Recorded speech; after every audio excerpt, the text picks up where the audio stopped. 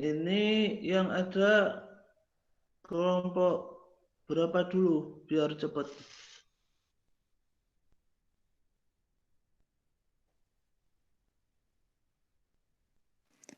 Dari perwakilan kelompok 1 ada atau tidak, teman-teman? Ada.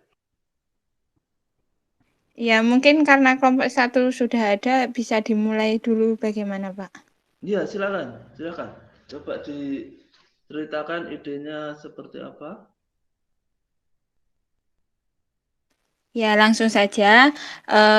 Untuk pemaparan ide judulnya apa dan apa yang mendasari judul atau ide tersebut, silahkan dipaparkan perwakilan dari kelompok 1, silahkan.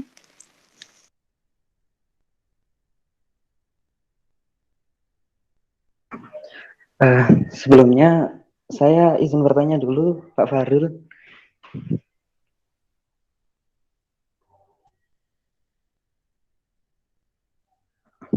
Pak Fahrul.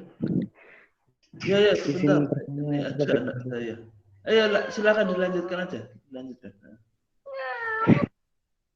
Pak Fahrul, ini artikel yang dimaksud ini lebih ke penelitian atau ke rancangan ide gitu, Pak? Untuk lebih jelasnya, Pak. Kalau penelitian ya terlalu berat lah ya. Kalaupun itu sebuah penelitian ini aja apa namanya? Kepustakaan gitu ya. Jadi menggabungkan apa? Sumber-sumber, jurnal-jurnal itu dijadikan satu, bukan riset atau apa gitu ya. Terlalu berat.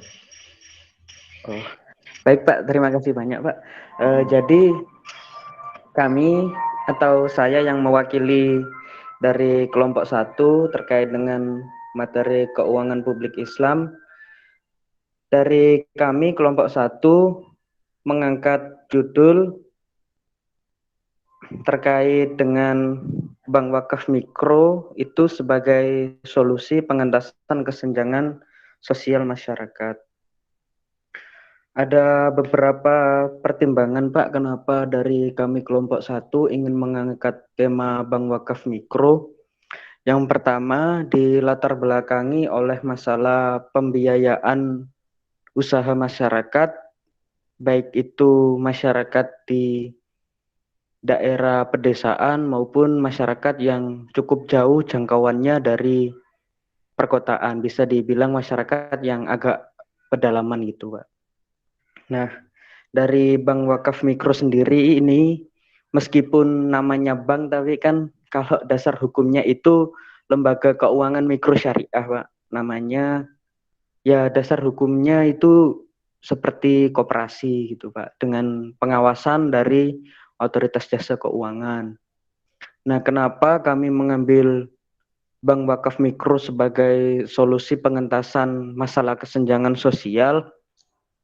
Karena pada dasarnya untuk Bank Wakaf Mikro ini kan pendanaan yang diberikan kepada lembaga keuangan ini itu diambil dari mana saja gitu Pak. Bisa dari masyarakat yang kelebihan dana, bisa dari investor, maupun bisa dari perusahaan yang memberikan sedikit dana seperti dana CSR atau dana bantuan perusahaan dan sebagainya.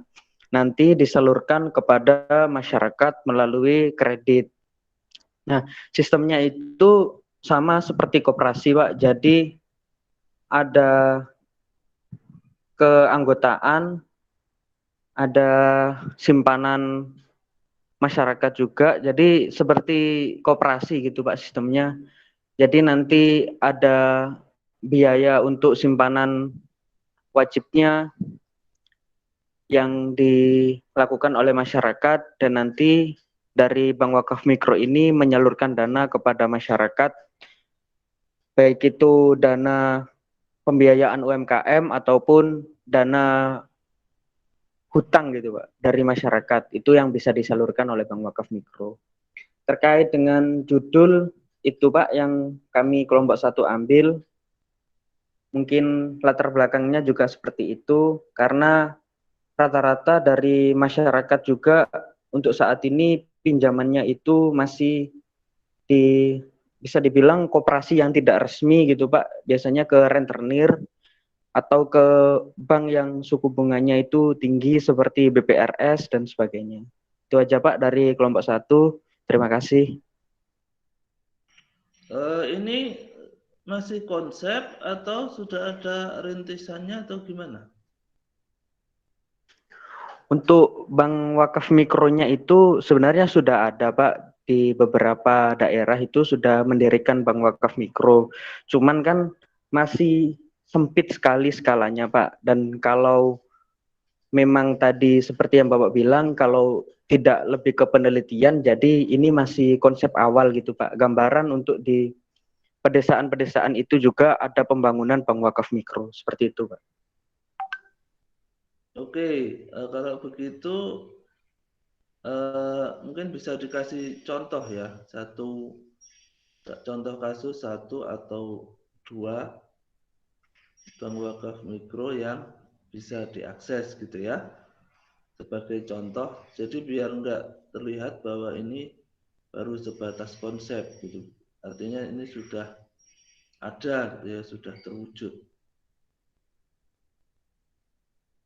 Mungkin ada yang mau menambahkan dari kelompok 1?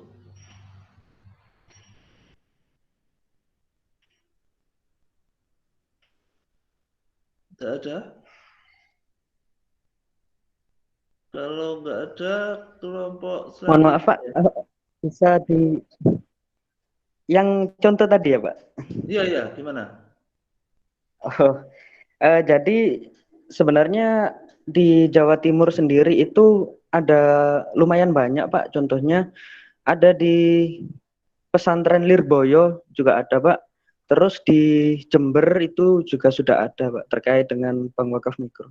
Nah, ya itu sebutkan aja, dicantumkan di tulisan ya. Oh baik Pak, terima kasih Pak. Ya, silakan Nana, kelompok selanjutnya ya.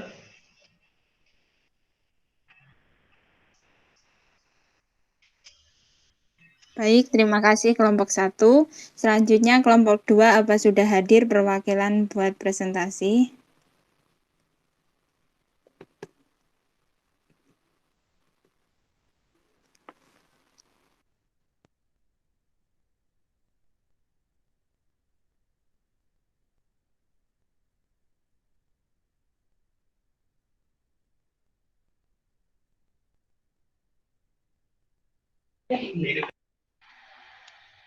Kalau belum ada mungkin bisa di skip yang sudah ada, yang nomor berapa.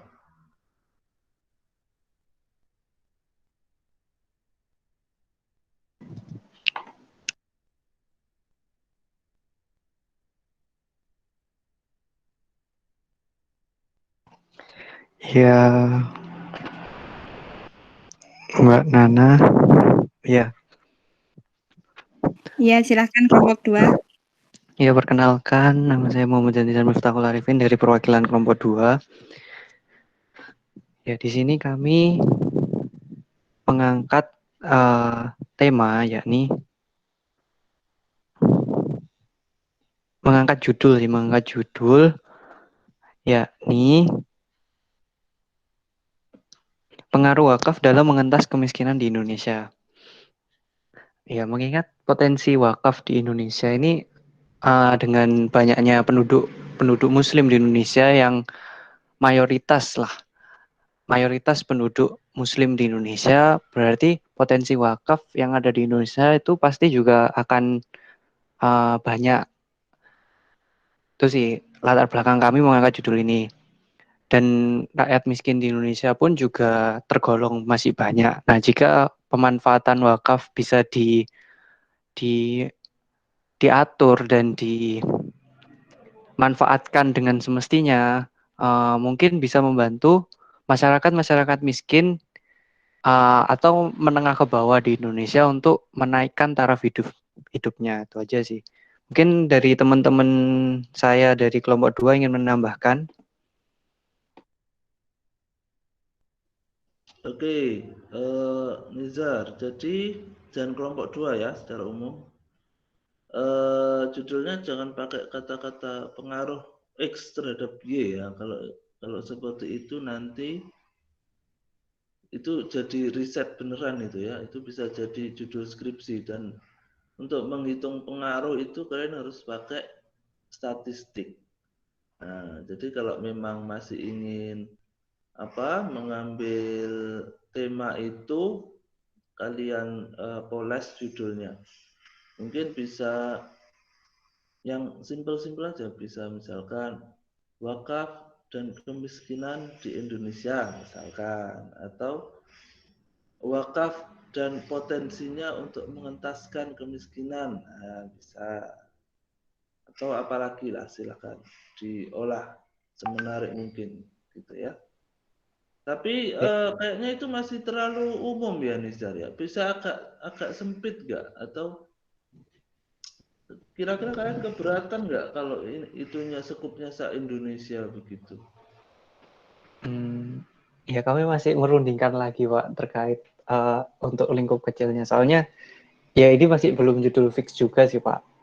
Oke, ya. Tapi kurang lebih nanti kita bahasnya wakaf dan pengentasan kemiskinan. Ya. Sudah cukup? Cukup sih dari saya, mungkin teman-teman. Udah cukup kayaknya. Cukup. Ya, gimana Nana? Ada lagi kelompok selanjutnya?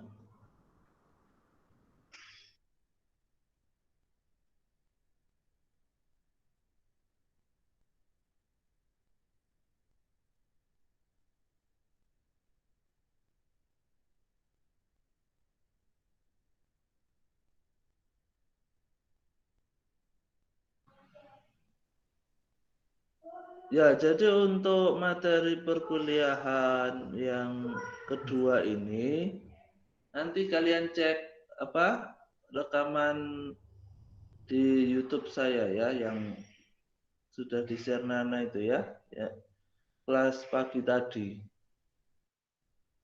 Nah, nanti kalau ada pertanyaan silakan ditanyakan di kolom komentar. Nanti akan saya coba jawab. Gimana kelompok selanjutnya ada? Ada Pak. Tes. Cek. Ya, Dengar sudah saya? terdengar. Silakan. Terdengar. Baik Pak.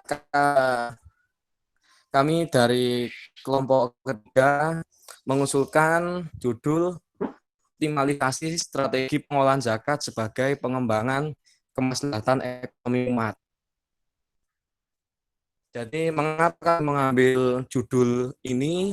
Dikarenakan kita tahu sendiri bahwa pengoptimalisasi zakat di tengah masyarakat itu sangat-sangat menurut saya sangat-sangat kurang, dikarenakan kebanyakan masyarakat masih belum bisa mengoptimalisasi strategi pengolahan zakat tersebut Pak, sebagai pengembangan kemaslahatan. Jadi di sini kami menawarkan judul seperti ini, kedepannya bisa mengoptimalisasi strategi pengolahan zakat tersebut sebagai pengembangan kemaslahatan ekonomi umat, seperti itu Pak. Oke, ini kalian nyari datanya kemana kira-kira? Ya, Sudah kita kebayang? nyari datanya nanti bisa ke lembaga amil zakat Pak. Sebagai contohnya kayak Nurul Hayat, apakah optimalisasi strategi pengolahan zakat tersebut itu bagaimana, seperti itu. Oke, ya. Ada tambahan?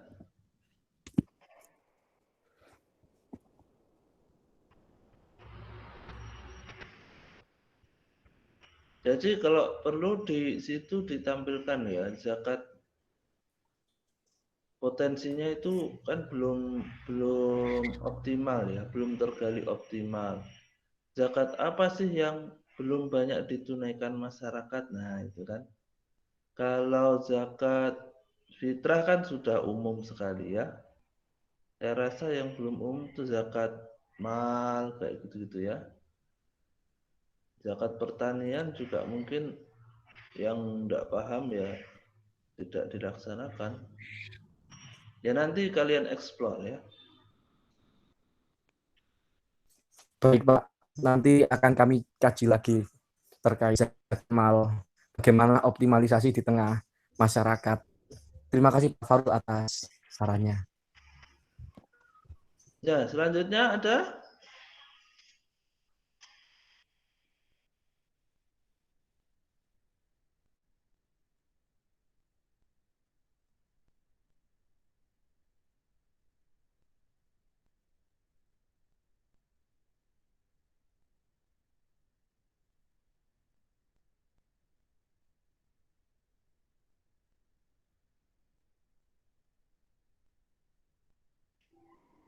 Ya, gimana PJ? Ada kelompok selanjutnya?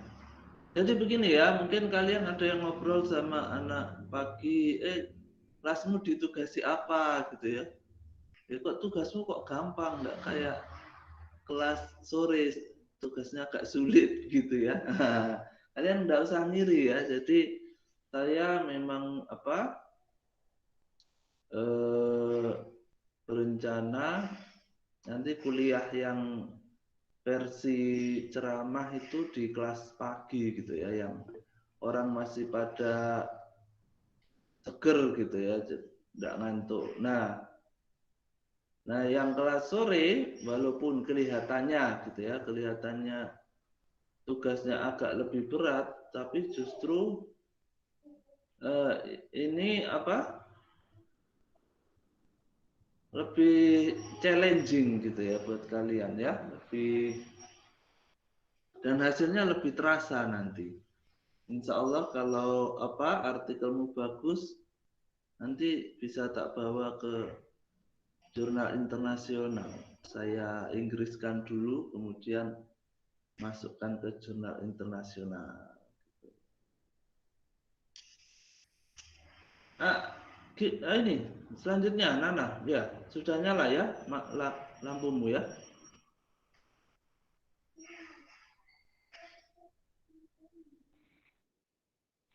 Ya. Ya, Kelompok baik. selanjutnya. Terima kasih. Ya, baik. Terima kasih. Selanjutnya kelompok 4 dipersilakan.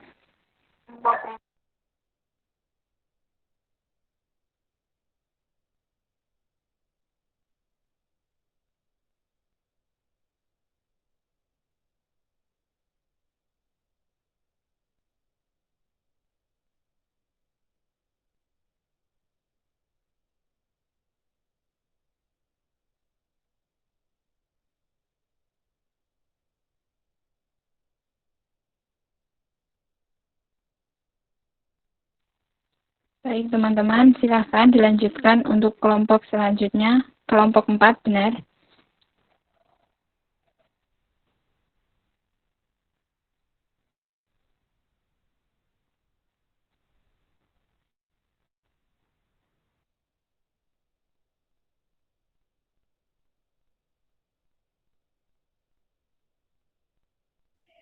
Kalau belum ada, di skip aja dulu kelompok selanjutnya.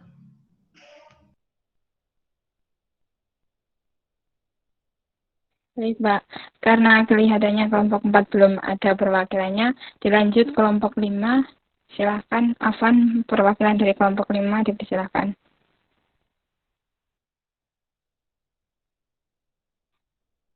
Baik, terima kasih.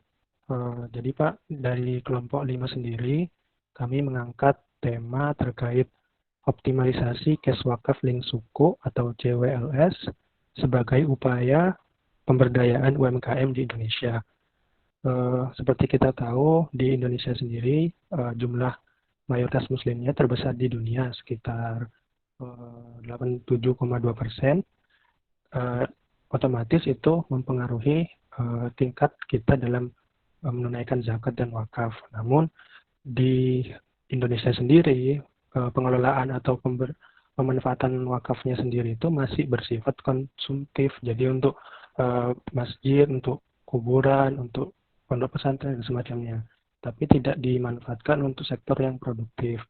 Nah, maka dari itu kami mengangkat konsep kes wakaf link suku. Kes wakaf berarti wakaf uang, link suku berarti ditempatkan di instrumen suku. Untuk wakaf uangnya sendiri itu ya wakaf yang dikeluarkan oleh individu atau lembaga dalam bentuk uang tunai yang nantinya diinvestasikan ke sektor-sektor perekonomian yang menguntungkan, dengan nanti keuntungannya itu, persentase keuntungannya itu nanti untuk pelayanan sosial. Nah, untuk sukunya sendiri, gampangannya sih, misalkan pemerintah ada proyek dan ingin masyarakat untuk mendanainya, istilahnya kayak ngutangin pemerintah gitu. Tapi bedanya obligasi sama suku nanti akan kami jelaskan lebih detail di artikel ilmiah kami nanti. Intinya suku ada underlying asetnya juga, selain didukung oleh dijamin sama pemerintah 100%, dan juga terhindar dari praktik-praktik yang kayak maisir, riba dan semacamnya. Terkait konsep kes wakaf link suku ini, alurnya, jadi kes wakaf link suku ini merupakan konsep keuangan Islam dalam bentuk investasi, di mana wakaf uang yang nantinya dikumpulkan dari masyarakat itu akan ditampung di BWI atau Badan Wakaf Indonesia. Nah, BWI di sini selaku nazirnya, tapi masyarakat jadi BWI itu sebagai pengumpul, namun masyarakat itu mewakafkan uangnya melalui LKSPWU. LKSPWU itu ya anggaplah seperti bank syariah. LKSPWU itu lembaga keuangan syariah penerima wakaf uang. Jadi alurnya masyarakat mewakafkan uangnya melalui perbankan syariah. Nanti perbankan syariah tersebut menginvestasikan wakaf uang tersebut di instrumen suku yang nantinya imbal hasilnya itu akan diserahkan ke UMKM. Nah, kenapa kami mengangkat UMKM? Karena dari sejarahnya sendiri, UMKM merupakan sektor yang cukup defensif, yang juga banyak menyerap tenaga kerja di Indonesia, gitu Pak.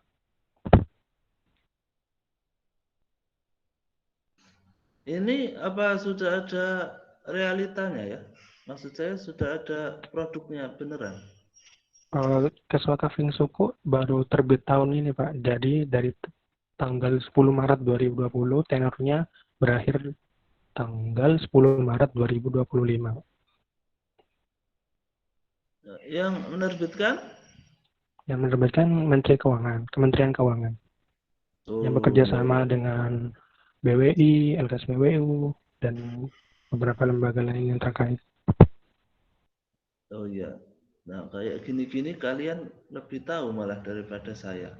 Yang info-info terbaru. Bagus banget ini, sip. Silakan dilanjutkan. Ada lagi yang ingin disampaikan, Afan? Sementara itu saja Pak. Mungkin dari teman-teman kelompok 5 mau menambahkan.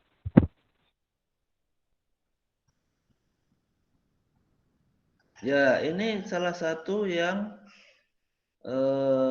membuat saya ingin menugasi kalian membuat artikel ini ya. Ada orang-orang hebat di kelasmu ini, kayak Nana, Ibnu Afan, Fathan, gitu-gitu ya, Nizar. Nah, yang saya harapkan nanti mereka punya ide-ide keren, di-share ke kawan-kawan, dan kalian jadi terbiasa membuat karya ilmiah. Itu nanti menjadi satu nilai positif buat kalian ya, insya Allah. Kalau sudah biasa bikin karya ilmiah, nanti bikin skripsi kayak menjentikkan jari aja ya. Nah, kalau sudah biasa. Ya, bisa dilanjutkan Nana, mungkin kelompok selanjutnya. Atau Oke, Bapak. Ada kelompok yang kelewatan tadi ya? Oh iya, kelompok 4 sudah bisa join kembali. Silahkan dari kelompok 4 perwakilan Dimas, monggo.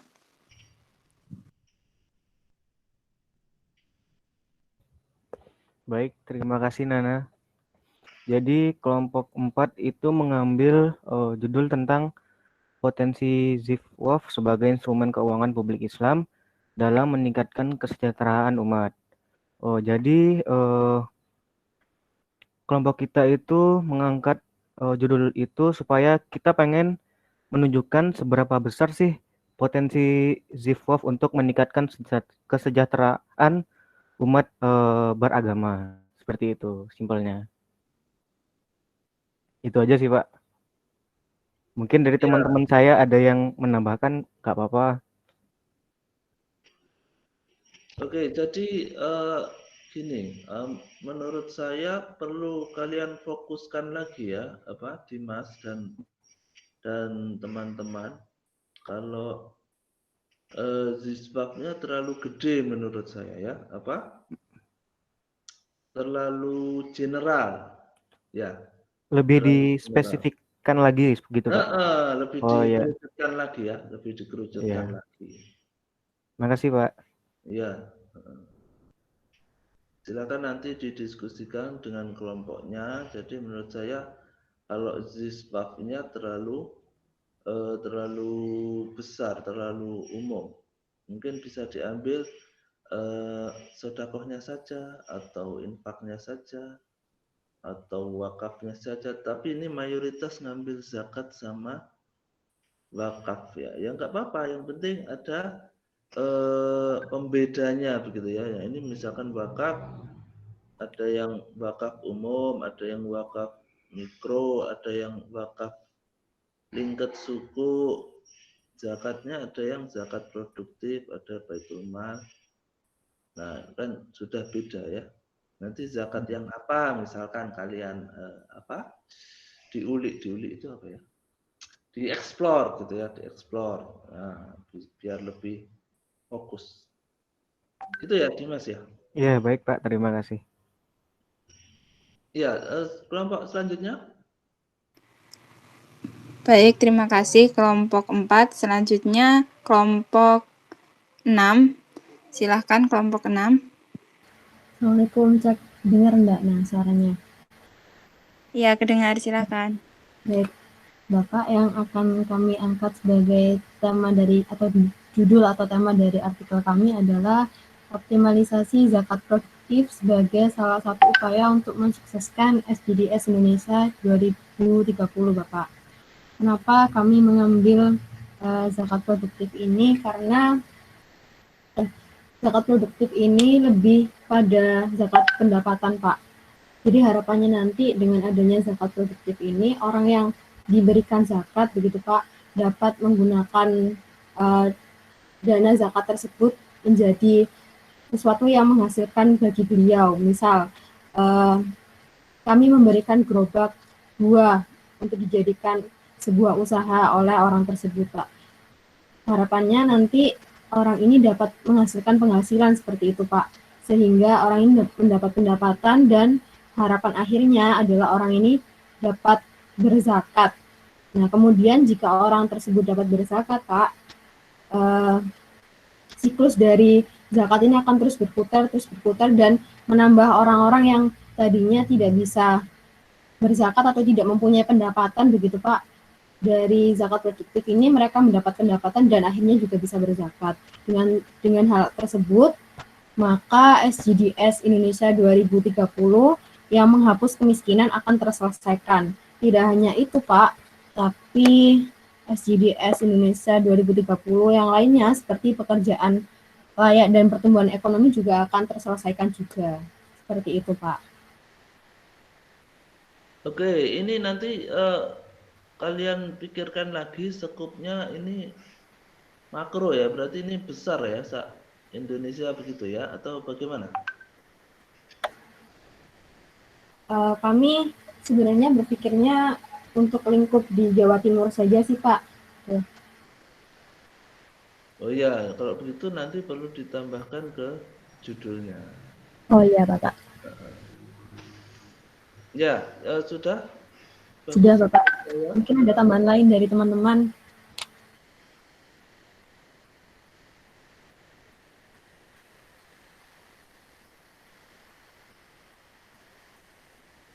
Sudah. Kalau tidak ada, silahkan dilanjutkan. Terima kasih. Assalamualaikum. Saya kembalikan ke Nana Safiana. Ya, terima kasih dari kelompok 6, Yuanita. Selanjutnya kelompok terakhir yaitu kelompok 7. Waktu dan tempat monggo dipersilahkan. Halo, tes masuk nggak Ana? Ya, dengar tuh, monggo. Ya, selamat sore Pak Fahrul. Jadi di kelompok 7 kita mengangkat judul dengan tema peran Baitul Mal dalam kebijakan keuangan publik Islam. Kenapa kita mengangkat peran Baitul Mal di sini? Karena mengingat di zaman Khalifah Umar bin Khattab, Baitul Mal itu merupakan properti dianggap sebagai harta kaum muslimin, di mana ibaratnya di sini nih sumber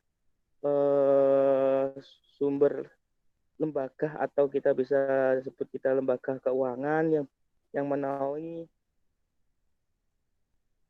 tanggung jawab untuk kebutuhan kemaslahatan umat.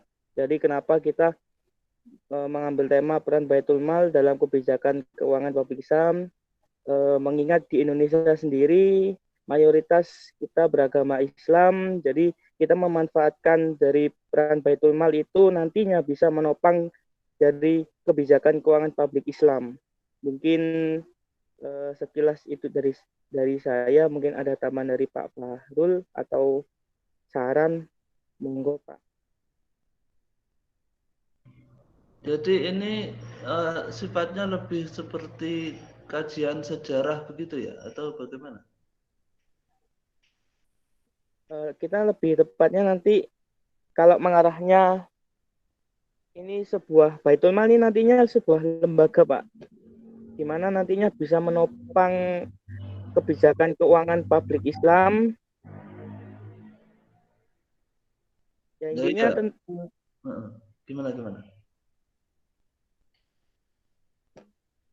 Seperti ya? itu sih Pak. Iya. Oh, jadi begini kan, Baitul Mal itu Yeah.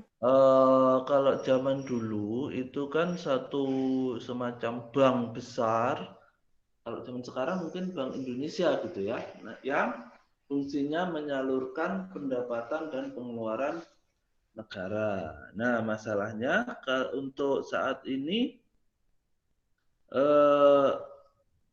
hal itu nggak ada gitu ya. Jadi untuk saat ini Baitul Mal itu utamanya kalau di Indonesia itu sifatnya enggak makro tapi mikro, kecil-kecil gitu ya. Jadi BMT itu kecil-kecil itu.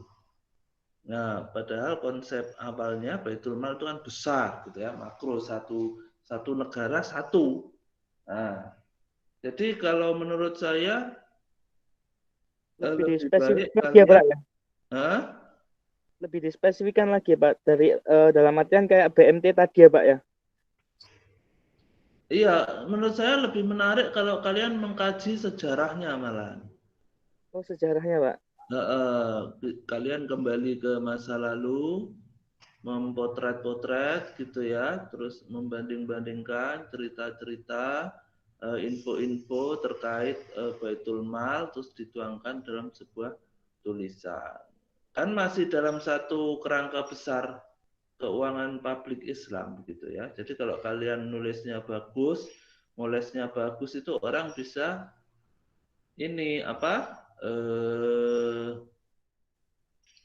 Ibaratnya bisa kembali ke masa lalu, kemudian nanti bisa mengusulkan gitu ya. Kenapa kok sekarang nggak ada Baitul Mal? Nah, misalkan gitu ya. Bank Indonesia jadiin Baitul Mal saja. Nah, misalkan seperti itu ya. Kalau ceritamu bagus, menarik, itu nanti ini juga mengena juga. Pak. Itu ya. Dan kawan-kawan. Pak. Mungkin dari kelompok 7 ada yang ditanyakan atau tambahan, atau dirasa cukup? Ya mungkin itu saja Nana, saya kembalikan ke moderator. Terima kasih Pak Fahrul. Ya. Ya, terima kasih Rido. Selanjutnya akan dibimbing Bapak Fahrul langsung, monggo Bapak. Oke, ya, secara umum tadi sudah bagus ya, sudah ide-idenya sudah jadi judul itu ya. Ini aja kakak-kakakmu angkatan 17 itu mulai dari KRS-an sampai sekarang tak tagih. Judulnya mana? Itu lama nggak setor-setor ya. Nah, pokoknya mulai dari judul dulu ya. Begitu judulnya saya sudah oke, kalian melangkah selanjutnya. Kalau judulnya aja belum ada, gimana mau melangkah kan begitu ya. Nah, ini salah satu latihan lah ya buat kalian lah ya. Nah, terkait materi hari ini yaitu tentang filosofi ekonomi Islam secara umum. Nanti kalian lihat YouTube-nya ya, lihat YouTube-nya. Walaupun di situ yang kelihatan sebetulnya ya kebanyakan wajah saya aja ya sama tulisan ya. Mungkin kalian bisa dengar sambil tiduran, sambil dicerna gitu ya. Terus kalau ada yang menarik silahkan bertanya di kolom komentar ya. Nanti akan saya baca insya Allah. Saya rasa itu saja ya pertemuan hari ini karena masih judul ya, masih judul. Nanti pertemuan selanjutnya akan lebih seru lagi insya Allah. Ada yang ingin disampaikan? Ingin bertanya Bapak. Silakan. Untuk pertemuan minggu depan, progres kami harus bagaimana dan seperti apa nggih Pak? Dalam bentuk tulisan atau hanya data-data saja? Terima kasih. Yang penting ada progresnya ya. Saya tidak menarget harus jadi apa gitu ya. Kan endingnya kan UTS begitu ya. Nah, yang penting minggu depan sudah ada progresnya seperti apa. Mungkin sudah jadi Pak pendahuluan. Nah, ya nggak apa-apa ya disampaikan aja. Atau seperti apa, baru dapat data Pak ini ya nggak apa-apa. Nah, itu ya. Nana, silakan yang lain. Ada yang ditanyakan?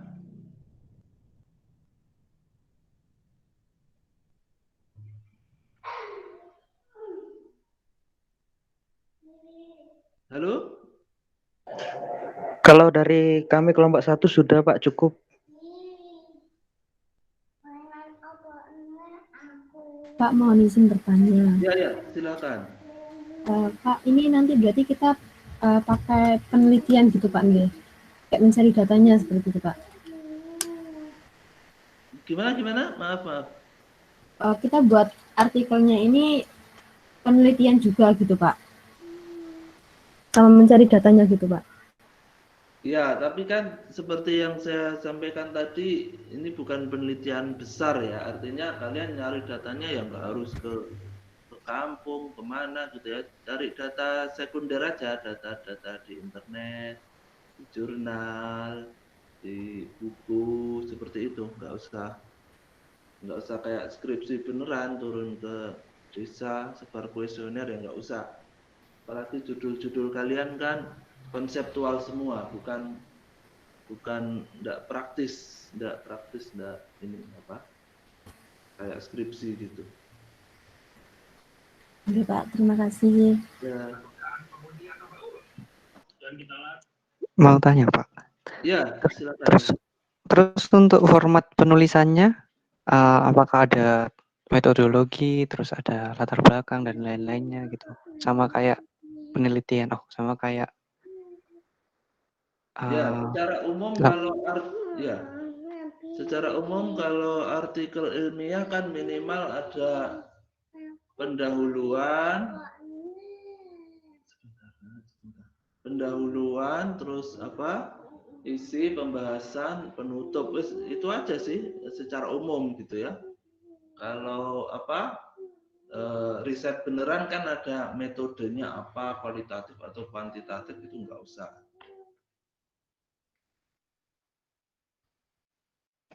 Baik Pak, berarti cuma fokus ke pendahuluan, isi, sama penutup ya? Iya, itu saja. Baik Pak, terima kasih.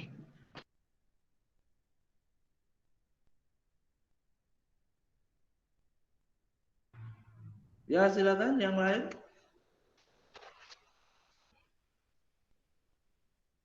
Ya, sekali lagi saya ingatkan nanti untuk materi hari ini silakan dilihat YouTube-nya ya.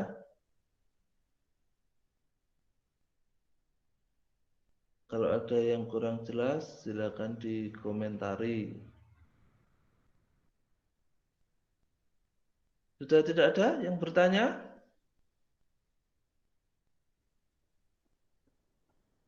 Ya, kalau tidak ada yang bertanya, saya anggap kuliah hari ini selesai di sini ya. Walaupun sebetulnya kalian masih ada tugas untuk melihat rekaman kuliah tadi pagi ya. Baik, Pak. Ya, kita tutup pertemuan hari ini dengan doa akhir majelis. Subhanakallahumma wa bihamdik, asyhadu an la ilaha illa anta, astaghfiruka wa atubu ilaik. Sampai ketemu minggu depan insyaallah. Wassalamualaikum warahmatullahi wabarakatuh. Waalaikumsalam. Waalaikumsalam warahmatullahi wabarakatuh. Terima kasih, Pak. Waalaikumsalam. Assalamualaikum warahmatullahi wabarakatuh. Waalaikumsalam warahmatullahi wabarakatuh.